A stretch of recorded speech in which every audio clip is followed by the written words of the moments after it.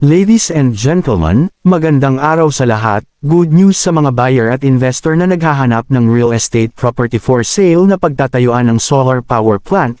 Ang real estate property na ito ay ideal sa solar power plant project, nang dahil ito ay katabi mismo ng National Grid Corporation of the Philippines, na ang substation ay walking distance lamang, 100% flat land, flood-free, na walking distance ang National Highway, na more or less 4 hours drive from Quezon City na ang dadaanan ay ang North Luzon Expressway, na aming ipinapalam sa buyers at investor ng real estate property na gusto bumili ng lupa na pagtatayuan ng solar power plant, na kami ay maraming for sale na lupa good for solar project.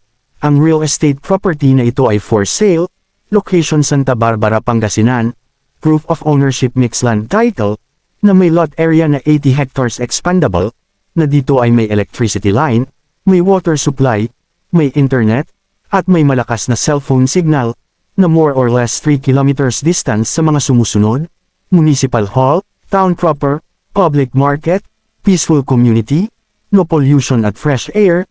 Ang real estate property na ito ay plantation ng mga sumusunod, corn, palay, sweet potato, peanut, at iba't ibang mga vegetables. Ang aming mensahe sa mga buyers at investor na huwag magmamadali sa pagbabayad ng lupa. Unahin ang pag-due diligence, na kung hindi alam ang tamang proseso ay aming ipinapayo na kumuha ng abogado na tutulong sa tamang proseso sa pagbili.